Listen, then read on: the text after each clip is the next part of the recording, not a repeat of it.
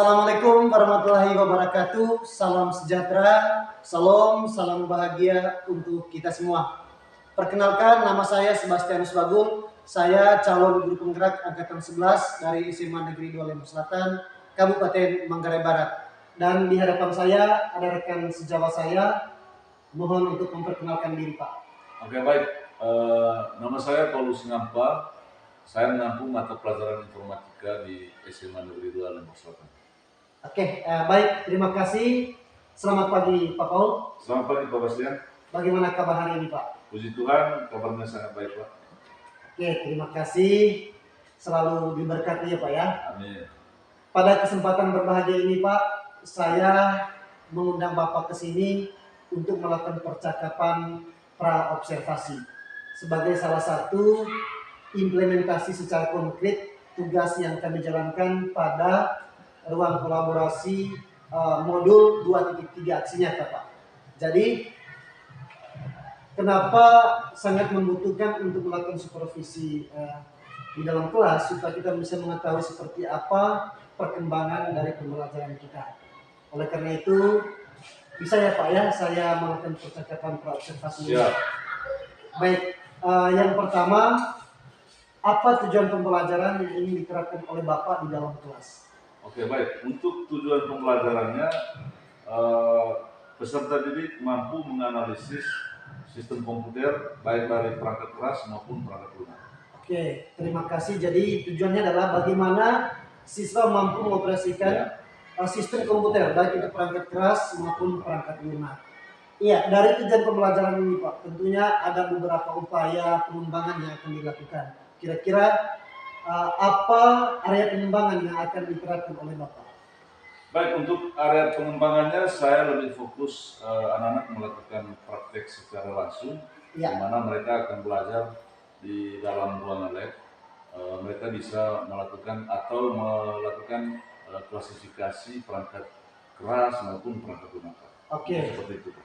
Jadi Bapak ingin menerapkan pengembangan pembelajaran yang dari sisi keterampilannya ya. Artinya dipraktikkan secara langsung apa itu perangkat keras, lalu faktor-faktor yang ada di dalamnya, begitupun juga dengan perangkat lunak. Oke, terima kasih Bapak. Jadi strategi pembelajaran apa yang ingin diterapkan? Ya, untuk strategi pembelajarannya saya melakukan pembelajaran diferensiasi.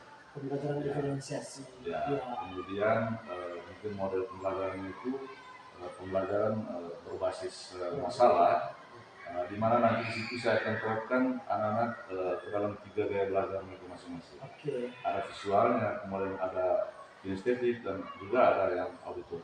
Oke.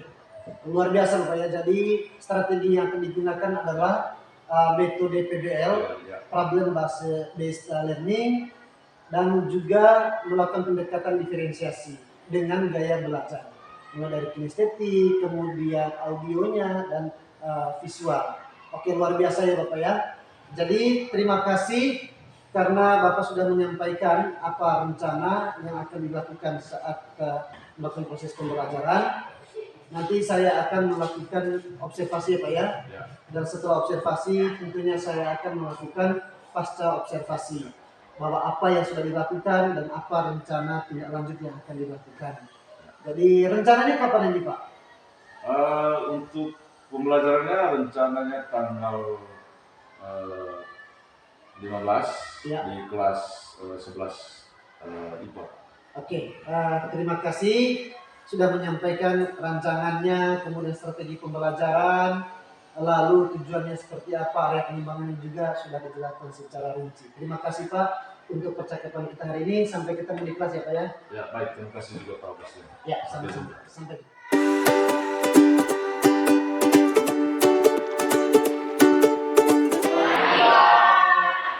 Selamat pagi dan semoga hari ini pembelajaran kita berjalan dengan baik.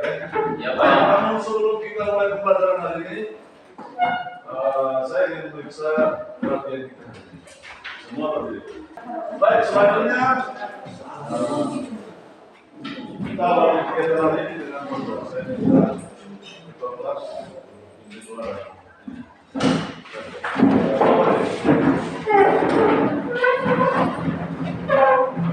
Oke,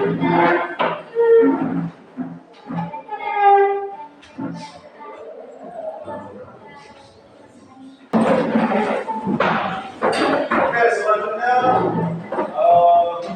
saya akan mengecek dulu kehadiran kita, mungkin dari kelas ada yang tidak hadir. Ada semua? Iya Pak. Ada Pak. Kalau ada semua, syukur alhamdulillah. Kalau yang belum hadir, mungkin sakit dan kita berdoa supaya besok dia tidak bisa kembali bersama. Baik, jadi sebelum kita masuk ke materi berkaitan dengan pembelajaran hari ini, mungkin ada yang masih ingat terkait dengan pembelajaran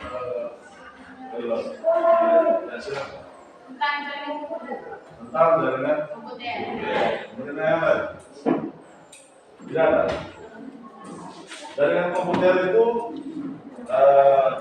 materi berkaitan dengan apa namanya itu, berkaitan dengan internet. Dari internet itu ada apa? Internet apa? Internet adalah jaringan yang lanjut. Saya Internet itu silakan. jaringan yang proses data. Jaringan yang proses data yang lain. Ya. Ya. Ya, jaringan internet itu adalah jaringan yang berhubungan dengan memori. Dari jaringan internet itu jaringan yang bisa menghubungkan apa? Jadi setiap hari kalian menggunakan Facebook. Dari kejadian yang di luar sana kalian sudah tahu. Itu karena apa? Karena pertanyaan pemantik saya, kira-kira kalau komputer itu salah satu sistemnya, sistem operasinya itu tidak ada, apa yang terjadi pada komputer? Karena nanti sistem komputer itu ada tiga. Jadi ada perangkat lunasnya, ada perangkat lunaknya, kemudian ada satu.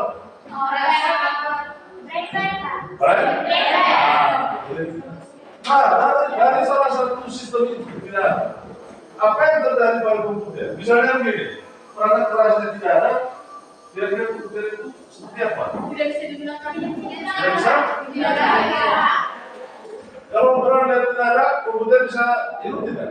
Tidak ada. Tidak ada. Jadi sistem komputer itu mempunyai tiga komponen. Komponen pertama tadi ada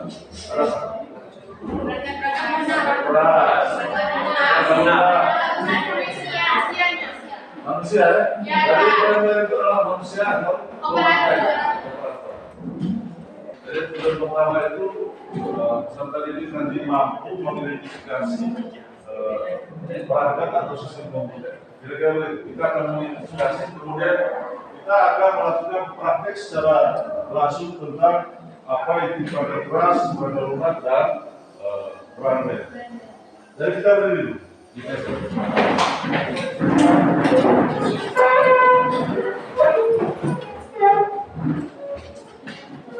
Jadi kalau saya begini, tepuk semangat.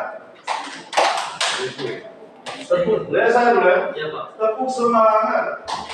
Dang, ding, tunggu. Gitu ya.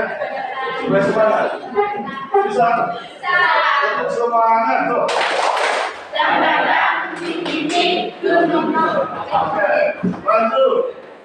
Kalau saya bilang nanti tepuk semangat, dia saya dulu.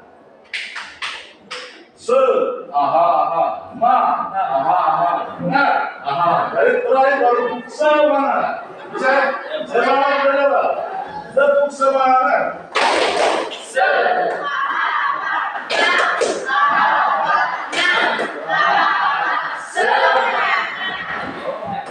Berapa? Dari nanti sambung. 1, 2, 3. Saya pertama tadi itu semangat.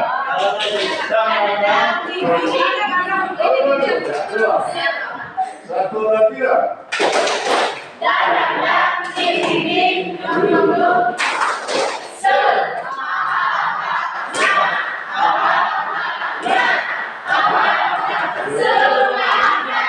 Oke, silakan dulu. Untuk menyimpan ada yang lain? Saya Pak. Ya. Untuk menyimpan data secara permanen. Ada yang lain? Ada yang lain? Baik, jadi kalau memori itu kan, memori tadi kan ada dua saja. Ada penyimpanan data secara permanen, ada penyimpanan. Jadi kalau fungsi tadi, dia melakukan penyimpanan data secara sementara. Begitu. Jadi dia secara sementara. Ya. Ya. Contohnya kata, kalau misalnya memorinya kata dalam penyimpanannya besar, tapi semakin banyak data yang bisa disimpan. Sedangkan kalau misalnya dalam penyimpanannya sedikit, maka makin sedikit juga penyimpanan datanya Pak. Coba temukan. Coba. Ini namanya slot. Slot ini adalah rumah untuk apa namanya itu? Menyimpan memori ini. Jadi tancap di slot itu. Jadi pertanyaannya, apakah memori itu bisa melebihi dua ini? Tidak. Nah, karena slotnya di sini ada dua, maka yang dibutuhkan hanya dua. Tinggal bagaimana kita bisa supaya bisa tambah kapasitasnya. Tentu nanti di benda ini kita cari benda yang memorinya yang besar. Jadi yang ada di sini ada dua sebenarnya, begitu. Jadi ini ada slotnya. Ini tempat atau rumah kecil ini. Jadi berdasarkan pembagian tadi, ada teman-teman yang bisa mengamati langsung terkait dengan materi ini. Ada yang melalui YouTube, ada yang melalui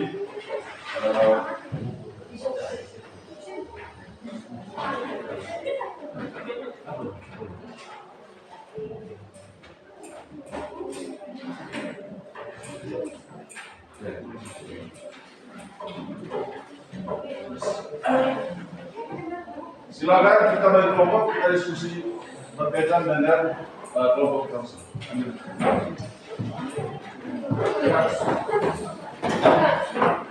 Tulis nama kelompoknya.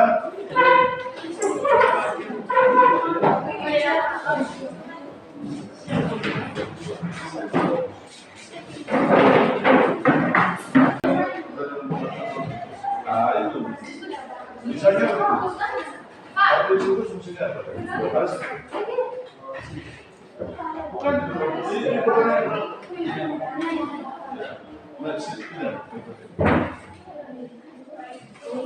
Ini nanti termasuk kategori perangkat bahasa fungsinya.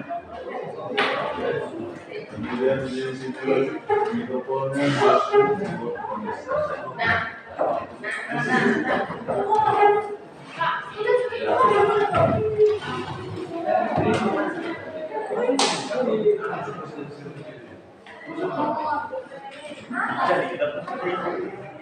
Terima kasih atas waktu dan kesempatan yang telah diberikan kepada kelompok kami. Pada pagi hari ini kami akan mempresentasikan hasil kerja kelompok kami. Kepada pemateri, saya persilakan. Input. Terdiri atas keyboard, mouse, dan touchpad. Yang kedua, proses terdiri atas prosesor, CPU, RAM, dan motherboard. Yang ketiga, output terdiri atas monitor, keyboard, printer, dan speaker. Yang keempat, storage terdiri atas hard disk, flash disk, memory card. Itu saja presentasi dari kami. Sekian dan terima kasih. Oke, mungkin teman-teman ada yang mau bertanya, waktu dan tempat kami silakan.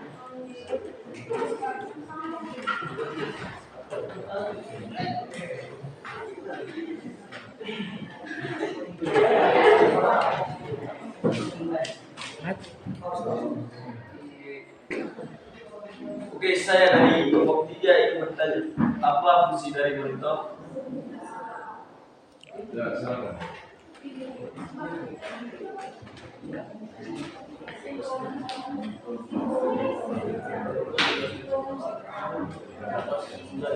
Oke, kami akan menjawab pertanyaan dari kelompok 3. Fungsi dari monitor adalah menampilkan data sebelum dicetak.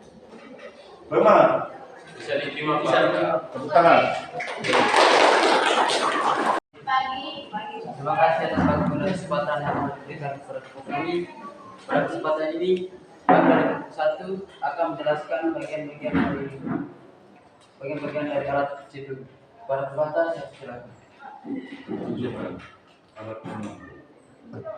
Perlu kita ketahui ini namanya adalah alat CPU. Dan alat CPU ini adalah hati dari sebuah komputer. Lalu kami akan menjelaskan bagian-bagian dari alat CPU ini. Yang pertama yaitu hard disk. Dikategorikan sebagai perangkat keras. Fungsinya yaitu menyimpan data secara permanen. Lalu yang kedua yaitu DVD-ROM. DVD-ROM ini dikategorikan sebagai perangkat keras, yaitu berfungsi untuk menyimpan kaset. Yang ketiga yaitu RAM. Dikategorikan sebagai perangkat keras, berfungsi untuk menyimpan dokumen sementara. Yang keempat yaitu power supply. Dikategorikan sebagai perangkat keras, yaitu berfungsi sebagai sambungan ke listrik.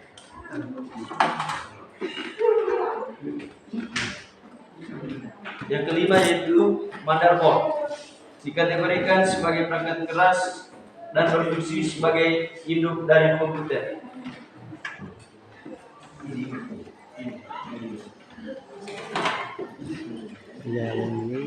Itu saja presentasi dari kelompok kami. Mungkin ada yang mau bertanya. Ya, silakan. Pak, bagaimana jika misalnya dalam komputer tidak memiliki CPU? Apakah komputer tersebut masih bisa berguna atau berfungsi? Mungkin pertanyaan. Bagaimana kalau misalnya dalam CPU tersebut tidak ada RAM atau random access memory? Apakah komputer tersebut masih bisa berjalan? Tidak bisa. Ya bisa. Tidak bisa karena tidak ada alat yang menyimpan Data sementara. Ya serius sedikit jawabannya. Ya, dalam presentasi itu. Kalau ada pertanyaan, ya sebelumnya ya terima kasih teman. Jangan langsung. Macam orang jual beli sepatu. Ya, sudah. Masih dekat. Perasaan kalian itu sangat dekat. buat sesuatu. Ya, menurut saya, menurut kami ini pintar. Silakan berdiri. Menurut kami pembelajaran hari ini sangat menyenangkan karena kami bisa tahu bagian-bagian dari alat CPU ini. Baik, kita beri aplaus untuk next. Bagaimana perasaan kalian setelah mengikuti pembelajaran hari ini? Perasaannya bagaimana dengan pembelajaran? Bagaimana dengan materi atau gurunya? Silakan. Ya, silakan. Oke, pelajaran hari ini menurut kami sangat senang dan bermanfaat. Bagaimana kami bisa belajar mengenai komputer, apalagi bagian dari input, prosesor, output. Itu sudah Bapak. Banyak belajar hal dalam komputer, apalagi yang dijelaskan dari kelompok 3 tadi mengenai Tepuk tangan.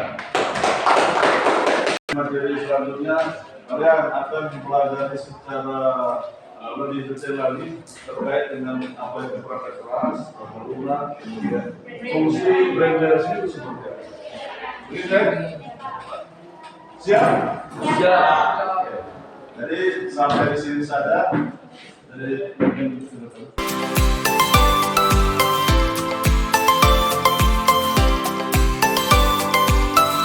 Oke, selamat pagi, salam bahagia untuk kita semua. Ketemu lagi dengan saya, Sebastian Sebagun, calon guru penggerak angkatan 11 pada momen di mana kami melakukan percakapan pasca observasi. Dan di samping kiri saya ada Pak Edu sebagai pengajar praktik. Dan tentunya di hadapan saya, sahabat saya, Pak Paul, yang sudah melakukan proses pembelajaran di dalam kelas. Baik, Pak Paul, selamat pagi. Selamat pagi, Pak Bastian. Ya, terima kasih sudah ada bersama di tempat ini.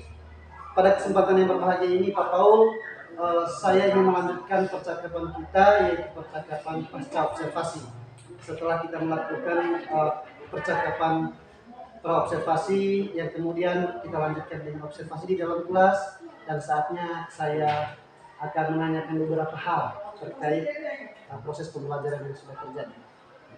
Baik, Pak Paul, yang pertama yang ingin saya tanyakan, bagaimana sih perasaan Pak Paul setelah melakukan proses pembelajaran di dalam kelas? Ya baik, terima kasih Pak Bastian. Tentunya perasaan saya setelah melakukan observasi di kelas, yang pertama ada perasaan lega, tentunya karena saya sudah melakukan observasi ini dan sudah melakukan sesuai dengan alur atau tujuan pembelajaran. Oke, terima kasih Pak Paul, memang terlihat waktu itu ya, setelah menyelesaikan pembelajaran di dalam kelas, saya melihat Pak Paul sangat sumringah. Baik, terima kasih. Yang berikut Pak Paul, apakah proses pembelajaran tersebut sudah sesuai dengan apa yang direncanakan? Ya, baik Pak Bastian. Proses pembelajaran di kelas memang sesuai dengan alur pembelajaran. Cuman ada beberapa alur pembelajaran yang tidak sesuai karena pertama itu berkaitan dengan hambatan dari sarana dan prasarana yang ada di dalam. Contohnya penggunaan infokus yang kurang maksimal karena pada saat itu listrik atau PLN lagi mati. Oh ya, terima kasih. Ada beberapa hambatan, tentunya hambatan dari luar ya Pak ya. Lalu kemudian Pak Paul, tentunya ada hal-hal yang membuat Pak Paul sangat menyenangkan, kemudian tentunya ada juga yang membuat Pak Paul tidak semangat dari proses pembelajaran. Yang ingin saya tanyakan adalah kira-kira hal apa saja yang membuat Pak Paul sangat menyenangkan dalam proses pembelajaran tersebut? Ya, hal yang menyenangkan dalam proses pembelajaran itu yang pertama saya sudah melakukan sesuai dengan alur pembelajaran. Yang pertama tentunya menyenangkan. Kemudian yang kedua, siswa yang ada dalam kelas itu sudah mengikuti alur yang sesuai dengan tujuan pembelajaran. Kemudian saya sudah melakukan sesuai dengan sintak-sintaknya, sehingga dalam proses pembelajaran di kelas saya sudah melakukan pembagian sesuai dengan gaya belajar anak. Jadi di situ saya sudah mendapat poin positifnya. Oh ya, terima kasih. Jadi antusias peserta didik juga sangat luar biasa ya. Saya melihatnya saat Pak Paul membagi kelompok dan saat mereka mempresentasikan itu luar biasa.